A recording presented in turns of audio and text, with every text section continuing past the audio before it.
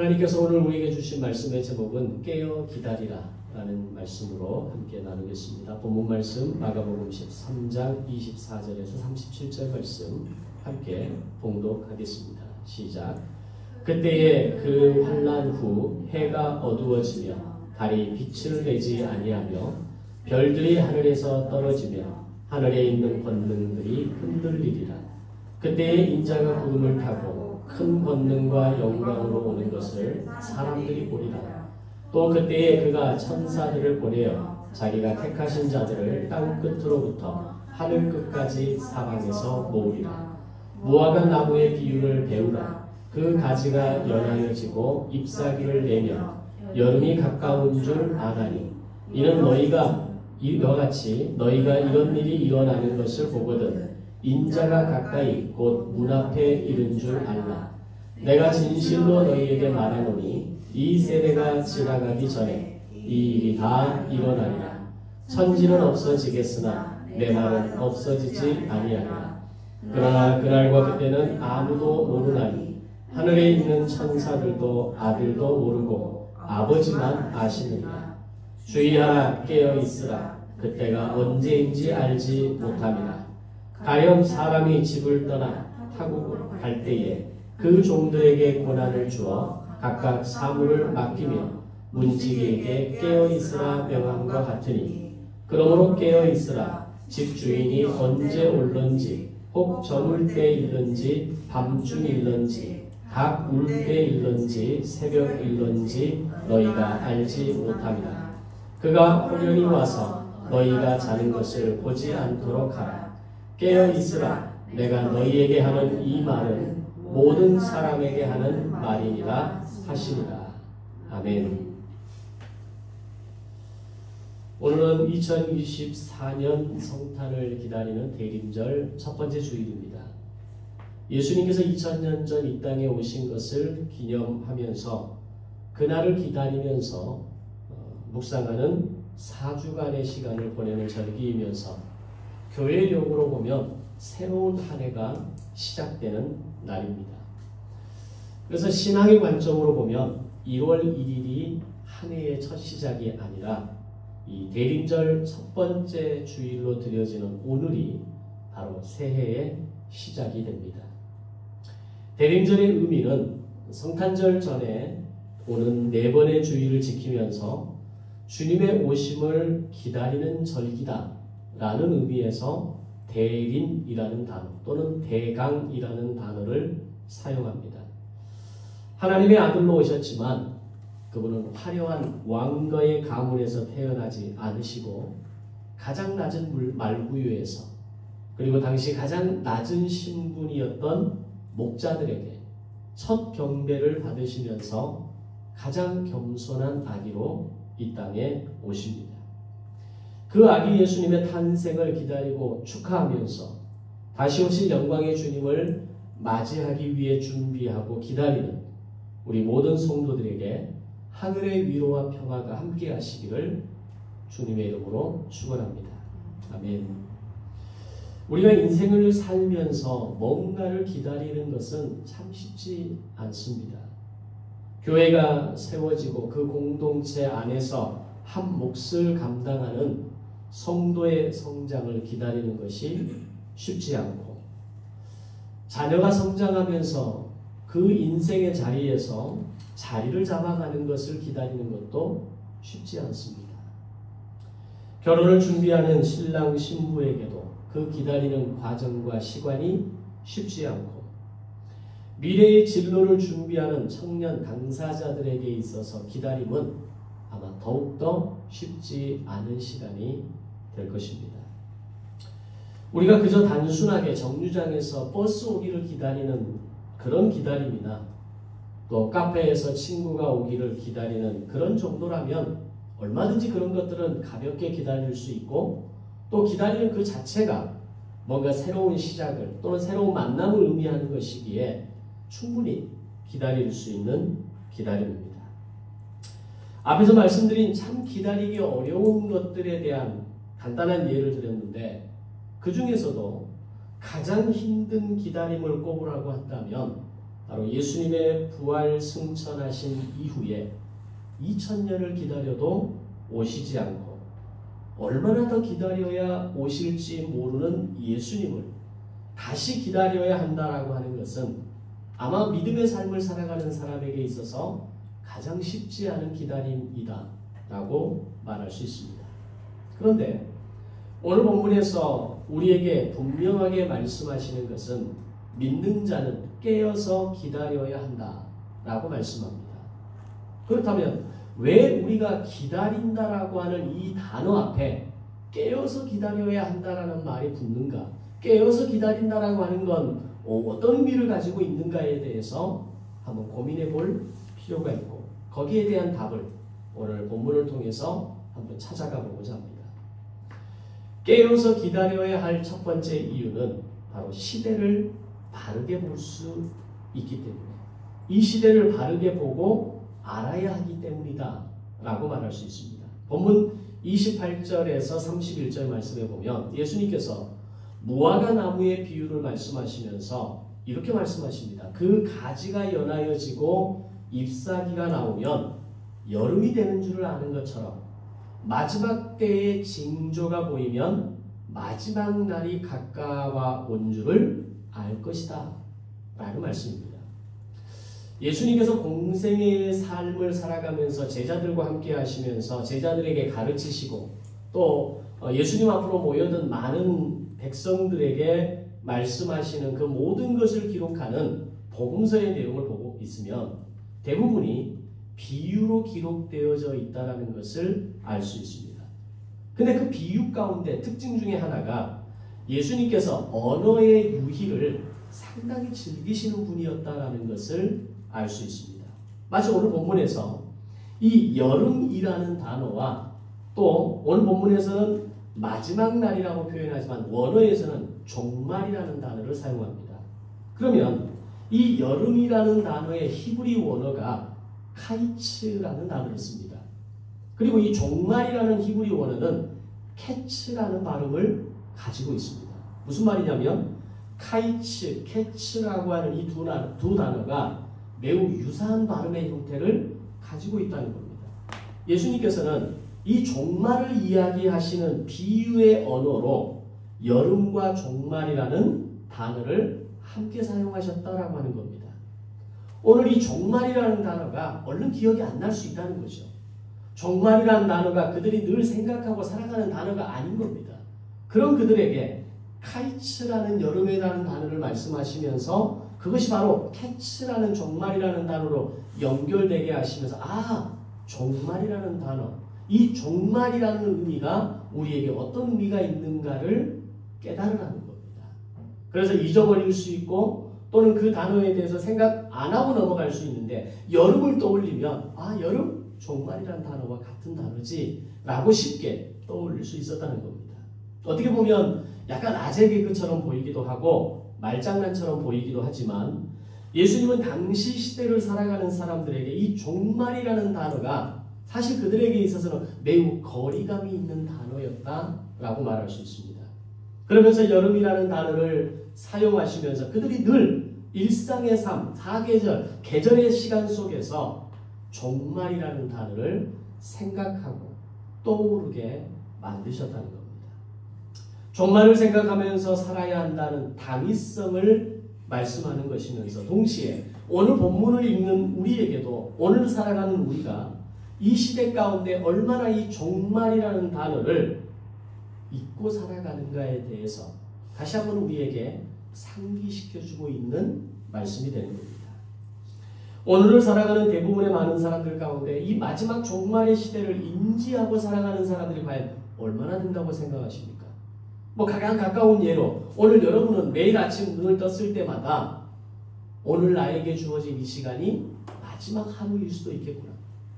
오늘 우리에게 주어진 이 하루가, 이 한 달이 내게 주어진 마지막 시간일 수도 있다는 생각을 하고 살아가고 계십니까? 그렇지 않죠. 많은 사람들이 오늘 지금이 영원할 것처럼 살아가고 있고 내일 아침도 어김없이 태양은 떠오를 것이라고 생각하면서 아무런 변함없이 똑같은 태도와 모습으로 살아가는 것이 바로 오늘 우리들입니다. 그럼 그 시대의 사람들은 동일하지 않았겠습니까? 그 시대의 사람들은 뭔가 깨어 있어서 날마다 하루를 시작하면서 종말을 생각하고 오늘을 살아가면서 오늘이 마지막일 거라고 생각하면서 그렇게 살아갔겠습니까? 그들이나 우리나 도찐개찐입니다. 인생을 살면서 마지막을 생각하고 살아간 사람 없습니다. 오늘 이 하루가 지금 이 순간이 내 인생의 마지막 만찬과 식사가 될 것이라고 늘 생각하면서 늘 긴장하면서 살아가지 않는다는 겁니다. 근데 예수님께서는 당시 시대를 살아가고 있던 사람들에게 여름이라는 단어를 사용하시면서 종말이라는 단어를 기억하게 하시고 동시에 오늘 본문을 통해 이런 일이 일어나는 것을 보거든 인자가 가까이 온 것을 문 앞에 이른 것을 알아라 라고 말씀합니다. 여기서 이런 일이라 라고 말하는 것은 오늘 본문 앞부분에 기록된 3절 13절에 보면 미혹하는 일, 난리의 소문, 지진과 기근 이런 모든 일이 종말 앞에 있을 모든 일이라는 것을 의미합니다. 즉 깨어있는 자는 이단이 미혹하고 여기저기에서 전쟁과 내전의 소문을 듣고 지진과 기근이 일어날 때 그 현상들을 무심코 흘려보내지 말고 이 시대를 분별하면서 주님이 다시 오실 날이 가까이 왔구나. 예수님께서 말씀하셨던 그 종말이라는 때가 가까이 왔다라는 것을 깨달아야 한다라고 말씀하는 겁니다. 그러나 반대로 우리가 영적으로 깨어있지 못하게 되면 시대적으로 아무리 난리가 나고 여러 가지 현상들이 일어나는 것을 보면서도 깨닫지 못한다는 겁니다. 그리고 그 상황 가운데에서 무엇을 준비하며 살아야 할지 어떻게 내 인생의 이 시간을 남은 인생을 살아야 할지에 대해서 아무런 대비도 하지 못하고 그날을 맞이함으로 결국 부끄러움을 당하는 인생이 된다는 겁니다.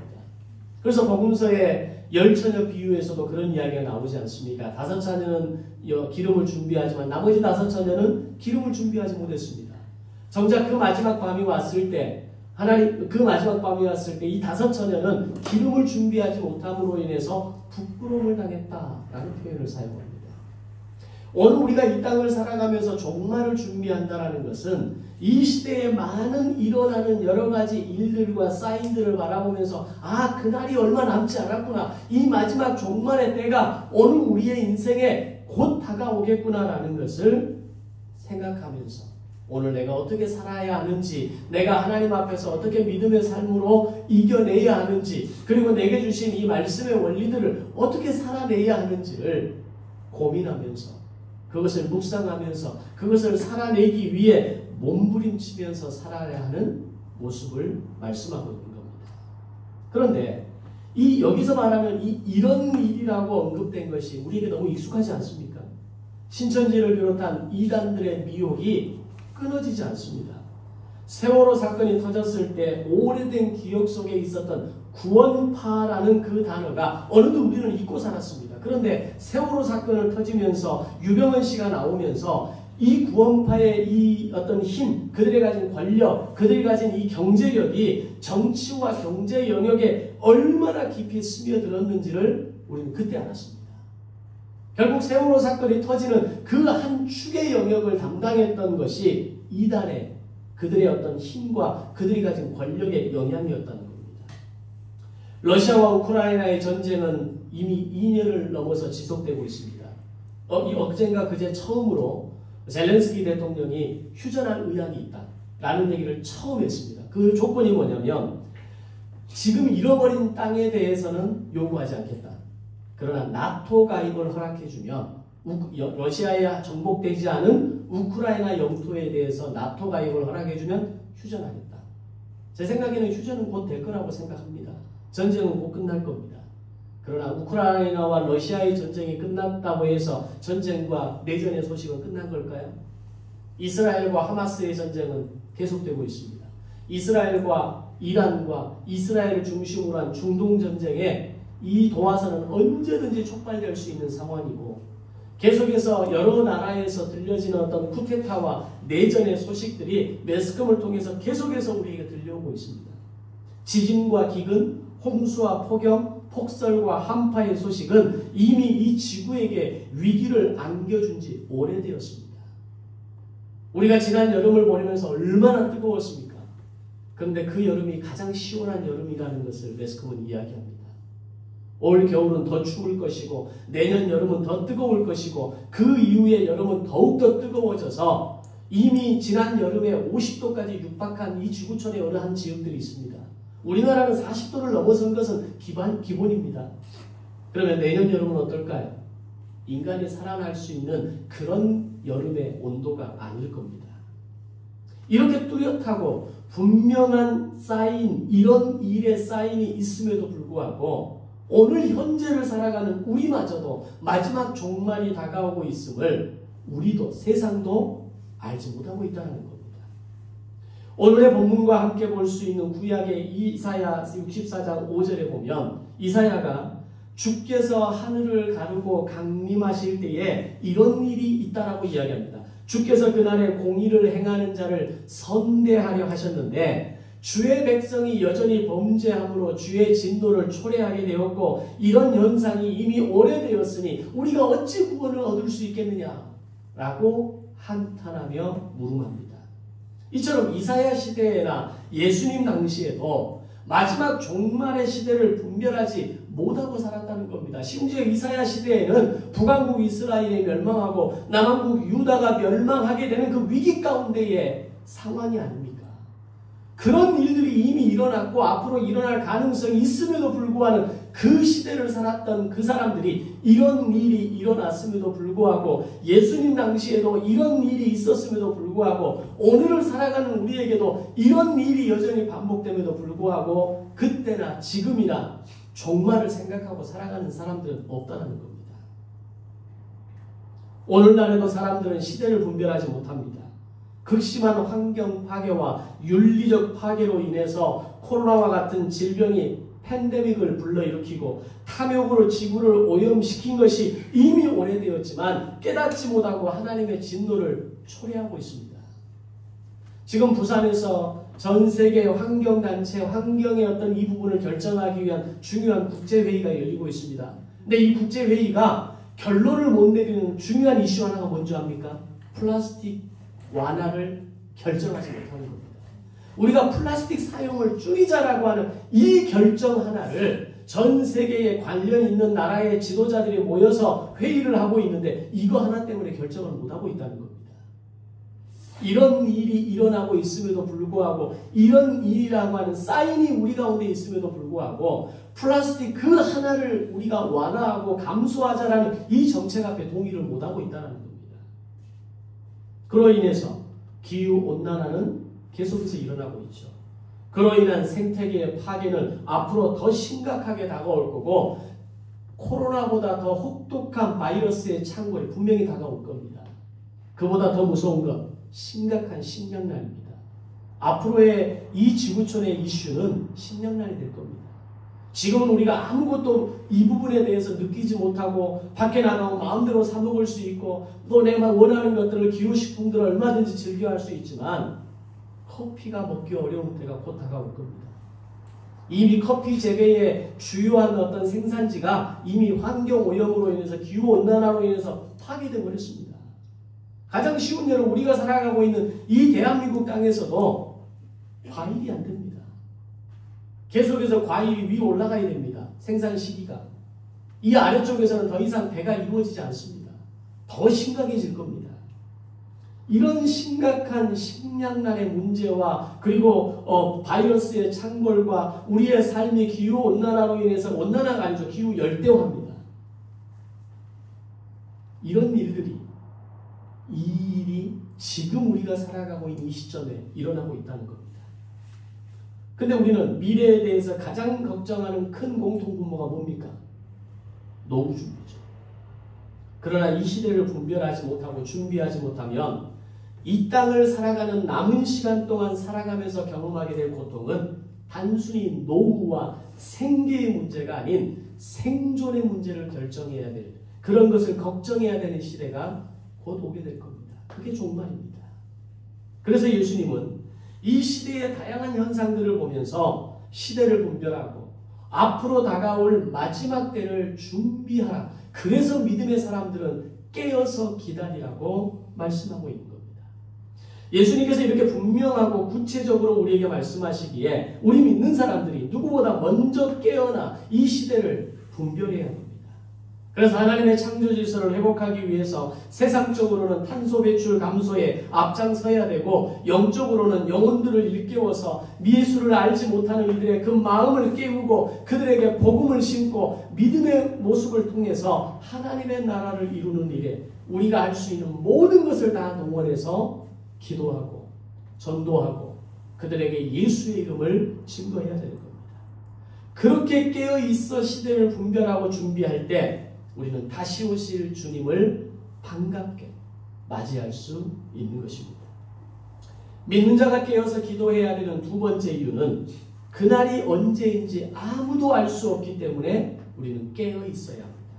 오늘 본문 32절 33절에 보면 그날과 그때는 아무도 모른다고 말씀합니다. 하늘의 천사도 모르고 아들도 모르고 오직 아버지만 아신다고 말합니다. 여기서 아들도 모른다고 할 때 이 아들은 누굴 얘기합니까? 예수님 자신을 의미합니다. 조금 어려운 신학 용어지만 그냥 그 자체로 우리가 이해하고 외우면 되는데 예수님은 삼위일체 하나님이십니다. 성부, 성자, 성령으로서 아들 되시는 분이지만 동시에 예수님이 하나님 자체입니다. 근데 왜 예수님이 모른다고 말씀하실까요? 그 어떤 인생도 주님 다시 오시는 날이면서 동시에 마지막 종말의 때를 알 수 없다는 겁니다. 그것은 오직 하나님 아버지의 절대 영역과 권한이라는 것을 예수님마저도 이 부분을 내려놔버립니다. 그런데 신천지와 같은 이단들은 그 종말의 날을 알 수 있다고 얘기하면서 14만 4천 명의 수가 차면 종말이 온다고 외치면서 사람들을 미혹하다가 이제 그 숫자가 차니까 다시 숫자가 조정되었다고 말하고 왕같은 제사장의 자격을 갖춘 14만 4천 명이 나와야 한다고 하면서 더 열심으로 종말을 준비하라고 이야기를 합니다. 계속해서 특정한 날과 시기를 이야기하면서 사람들을 미혹하고 있는 겁니다. 근데 정말 한심한 게 뭔 줄 아십니까? 이런 이야기들을 기존 신자들이 미혹당한다는 겁니다. 왜냐하면 14만 4천 명이라고 하는 이 숫자가 어떤 의미인지 교회를 전혀 안 다녀본 사람은 그것이 무엇을 의미하는지 모릅니다. 그런데 신앙생활을 조금이라도 해봤거나 나름 열심히 있었던 사람들은 어렴풋하게나마 성경에 14만 4천 명이라는 숫자가 나와 있다는 것을 들었거나 눈으로 본 적이 있기에 이 말씀이 그 말씀이었구나, 뭔가 대단한 것을 깨달았다는 착각을 하면서 미혹당하고 넘어가는 겁니다.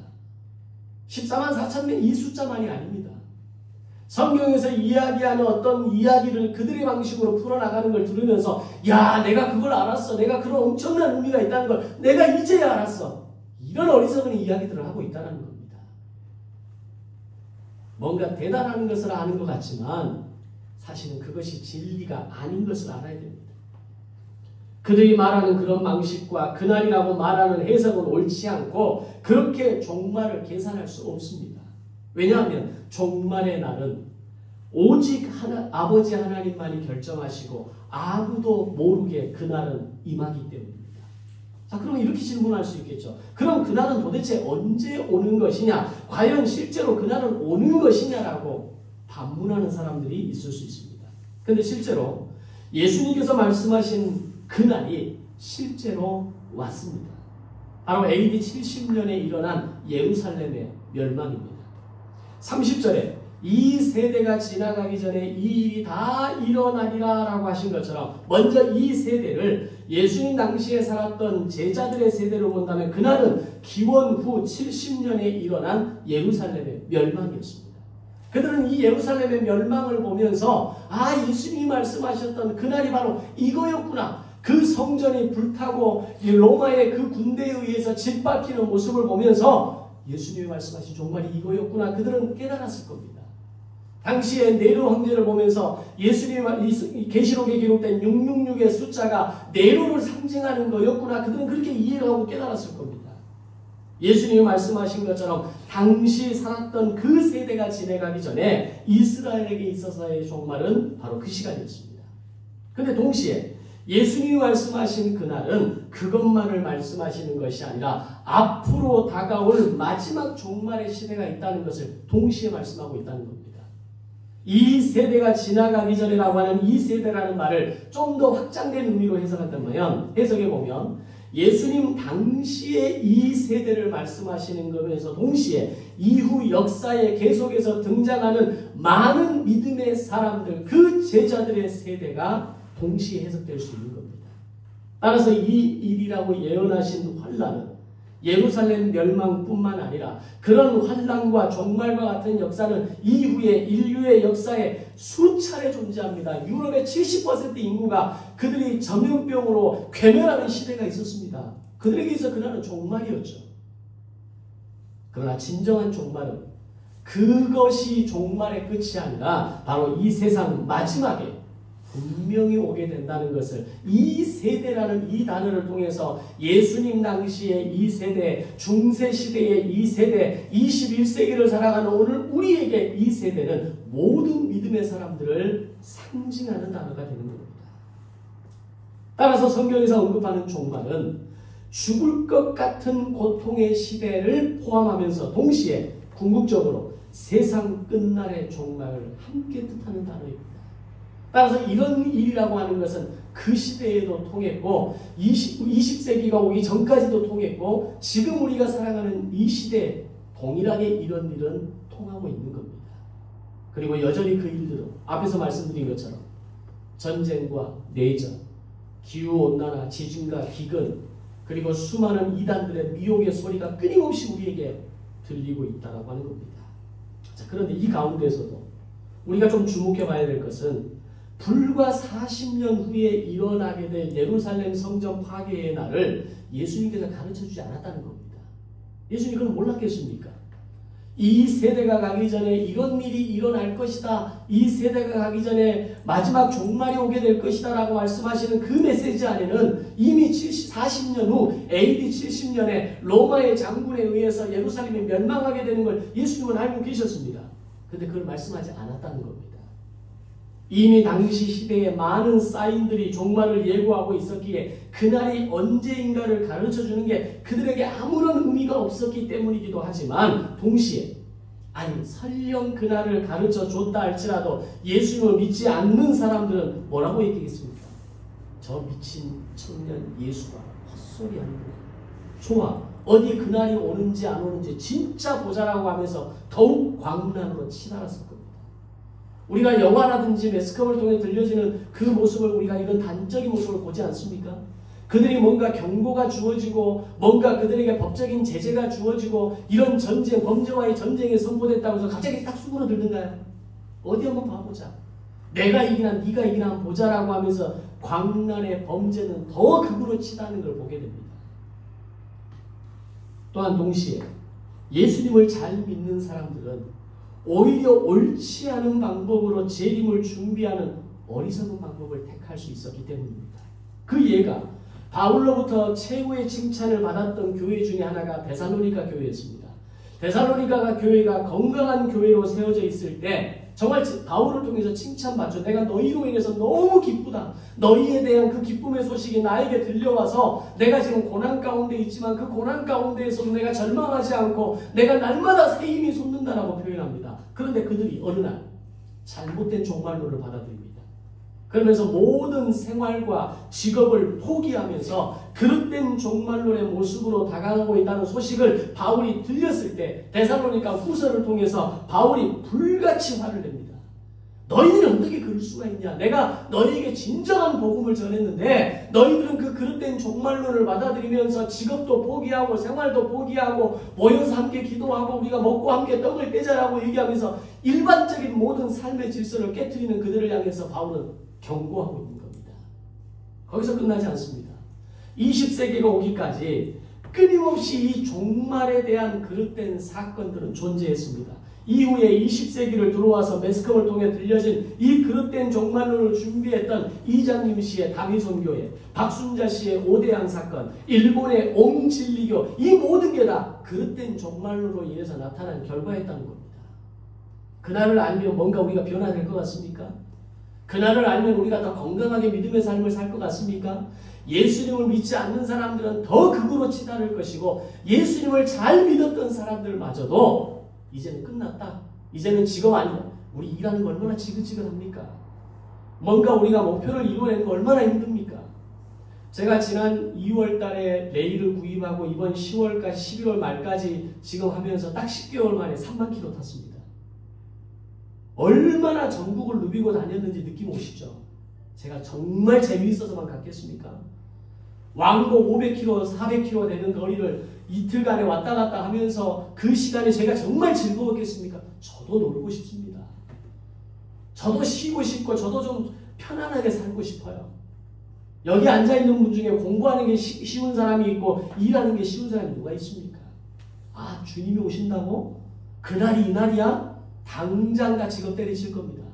남아있는 날수 계산해서 그날까지 먹고 살아 남을 것만 딱 놔두고 집도 팔고 뭣도 팔고 다 팔고 이제 편안하게 살 겁니다. 왜? 그날 주님이 오신다는데 왜 일합니까? 그날 주님이 마지막 세상에 종말이 온다는데 우리가 땀 흘려서 내가 정말 모든 열정을 쏟아서 일해야 될 이유가 뭡니까? 그야말로 지구 대혼란의 혼돈의 시간이 오는 겁니다. 믿음의 사람들로 인해서 이 지구는 멸망하게 되는 겁니다. 그래서 예수님은 오늘 이 날에 대해서는 천사도 모르고 아들도 모르고 오직 아버지만 안다 라고 말하는 겁니다. 성경 어디를 찾아봐도 종말의 사인에 대해서 말씀하지만 시대를 분별하라고는 말씀하지만 그날이 언제라고는 가르치지 않습니다. 따라서 그날이 언제일까 생각하고 연구하는 것은 아무 의미가 없고 우리의 영역이 아니며 그 자체가 죄악입니다. 만약에 여러분들이 만나는 사람들 중에 그날이 언제라고 얘기하고 마지막 종말의 때가 이때다라고 얘기하는 무조건 이단입니다. 그 사람들은 무조건 관계 끊어야 됩니다. 관계를 끊을 수 없는 사람이라면 교제를 끊어야 됩니다. 오늘 우리는 이 마지막, 이 종말의 때를 아버지의 절대 주권에 맡기면서 나에게 주어진 하루하루를 성실하게 살아가는 겁니다. 세상 속에 건강한 그리스도인으로 교회에서는 믿음의 신실함으로 한 교회를 든든하게 세워가는 그 역할과 책임을 감당해 가는 겁니다. 그렇게 해갈 때 그날이 와도 두려워하지 않을 수 있는 건강한 믿음을 우리는 가질 수 있는 겁니다. 또한 마지막 이 종말의 시대를 우리가 두려워할 필요가 없는 것은 우리를 사랑하는 아버지께서 그 마지막 종말의 날에 반드시 우리를 건지시고 구원하실 것이며 우리에게 피할 길을 내사 우리를 건지시고 우리를 지켜주실 것이기 때문입니다. 아멘. 그것이 요한일서 2~3서에서 나오는 말씀들 아닙니까? 그는 미쁘시고 선하시고 신실하셔서 우리에게 피할 길을 내시고 우리를 건지시고 우리가 어떤 어려움을 만날지라도 우리와 함께 하시는 하나님을 요한은 이야기합니다. 이 믿음이 우리에게 있어야 합니다. 그 믿음으로 이 마지막 종말의 시대를 살아가면서도 두려움에 빠진 인생을 사는 것이 아니라 희망과 기대와 소망을 품고 오늘 나에게 붙여주신 사람들을 만나고 내게 붙여주신 환경과 상황 속에서 그리스도인의 신실함으로 살아내는 겁니다. 꿈을 이루기 위해서 더 최선을 다하는 겁니다. 더 열심히 살아내는 겁니다. 그것이 기름을 준비하는 자세입니다. 그것이 등잔의 기름을 준비한 5 처녀의 삶의 모습을 이야기하는 겁니다. 믿는 자가 깨어서 기도해야 될 세 번째 이유는 그때까지 우리가 감당해야 할 미션이 있기 때문에 사명이 있기 때문에 우리는 깨어 있어야 합니다. 본문 34절 37절에 보면 집주인이 타국에 갈 때 종들에게 고난을 주어 각각 사물을 맡기고 문지기에게 깨어 있으라 라고 명령합니다. 그리고 주인은 다시 돌아왔을 때 종들에게 맡겨진 것이 어떻게 되었는지 점검하는 이야기가 전개됩니다. 이처럼 주인 되시는 예수님께서는 다시 세상에 오실 때 우리 믿는 사람들이 각자에게 맡겨진 미션, 오늘 우리에게 주어진 영적인 미션, 육적인 미션, 삶의 모든 공간에서의 미션을 얼마나 잘 감당하고 있는지 보신다는 겁니다. 그리고 그 삶의 내용들을 보시면서 그런 성도에게 이 땅에서의 복과 은혜를 주시고 동시에 더 나아가 천국의 상급으로 채워주신다는 겁니다. 천국은 선물입니다. 천국은 우리를 구원하시는 하나님의 은혜로 값없이 주시는 겁니다. 그러나 천국의 상급은 아무에게나 주어지지 않습니다. 오늘 우리가 이 땅을 살아가면서 내가 깨어 믿음으로 기다리면서 내게 주어진 사명을 성실하게 감당했는가? 목사는 목사로서의 사명을 감당했는가? 동시에 강사로서의 사명을 감당하고 있는가? 직장인으로서의 사명을 감당하고 있는가? 교사로서의 사명을 감당하는가? 학생으로서의 사명을 감당하고 있는가? 내게 주어진 나의 시간을 소중하게 아끼고 그것을 절약하고 살아가면서 삶의 열매들을 만들어가고 있는가? 그런 열매 없이 그저 오늘 하루를 겨우겨우 살아가고 겨우겨우 그것이 내 삶의 전부라고 말한다면 주인이 돌아와서 물었을 때 저는 겨우 한 달란트, 주님이 이 주인이 너무나 소중하다는 걸 아시기 때문에 내가 이걸 사용하지 않고 땅에 묻어뒀습니다라고 말하는 한 달란트 받은 사람과 뭐가 다르겠습니까? 그냥 이 땅에 주어진 생명 살라고 주는 거 아닙니다. 이 땅에서 내가 내 목숨 60년, 70년, 80년 한번 살다 오라고, 그냥 살다만 오라고 우리를 이 땅에 보내신 게 아니라는 겁니다. 우리를 적어도 이 땅에 보내실 때 하나님의 자녀로 나를 삼아주시고 내가 너를 사랑한다, 너는 나의 자녀다, 내가 너와 동행할 것이고 너를 지키겠다라고 말씀하실 때에는 네가 뭐든지 한번 해봐라. 내가 너에게 주었던 5달란트, 10달란트를 가지고 네가 할 수 있는 모든 걸 한번 도전해봐라. 그것을 통해서 열매를 만들어내고 그것을 통해서 상급을 만들어내고 그것을 통해서 하나님의 나라를 확장해 바라는 겁니다. 그것이 미션입니다. 그것이 사명입니다. 우스갯소리로 광고에서 그런 거 나오죠. 바카스 선전이었습니까? 학교 가기 싫어. 학교 가기 싫어. 야, 네가 가야지. 학교 가야지. 왜 가기 싫어? 나 학교 가기 싫어. 그러니까 마지막 멘트가 뭡니까? 네가 선생인데 학교 가야지. 어쩌면 그것이 오늘 나의 인생에 대해서 깨닫게 해주시는 문화적인 하나님의 메시지라고 생각을 합니다. 네가 성도인데, 네가 목사인데, 너가 그리스도인인데, 네가 그것을 소홀히 하면 내게 주신, 너에게 준 그 달란트가 있는데, 그 재능이 있는데, 그 목표가 있는데, 미션이 있는데 네가 하기 싫다면 어떻게 되니? 깨어서 기도해야 돼. 깨어 있어야 될 믿음의 사람들이 깨어 있어야 될 이유는 이 땅의 삶을 살아가면서 우리가 감당해야 될 사명이기 때문입니다. 오늘 여러분은 사명을 감당하고 살아가고 계십니까? 교회 생활 열심히 하라는 얘기 아닙니다. 교회에서 봉사하고 헌신하고 이것만이 열심이라고 생각하면 착각입니다. 교회는 그냥 내 삶의 한 주간을 결단하고 한 주간의 그 하루를 결단하고 하나님 앞에 예배하고 예배자로서 나와 승부를 걸고 그 말씀 앞에 내 삶을 점검하면서 다시 세상으로 나아가는 그것이 전부입니다. 그리고 세상 속의 그리스도인으로 세상 속의 말씀을 살아내는 자로 세상 속에서 미션을 살아내는 자로 살아가는 겁니다. 바로 이것이 거룩한 성도의 모습입니다. 조그만 일이 일비하지 않고 자신의 감정을 컨트롤하면서 생각과 사고를 바꾸는 훈련을 해나가야 됩니다.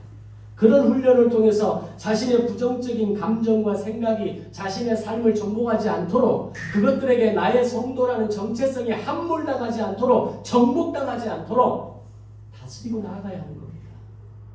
우리가 얼마나 세상 앞에서 지고 갑니까? 우리가 세상 앞에 얼마나 절망합니까?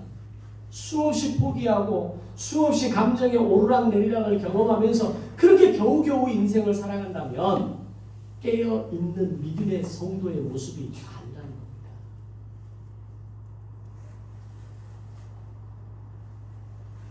사명을 지키고 교회를 지키는 그런 모습, 바로 바울이 고린도 교회를 향해서 내가 너희로 인하여 항상 감사한다고 고백하는 고린도전서 1장 4절에 7절의 말씀이 바로 그 말씀입니다.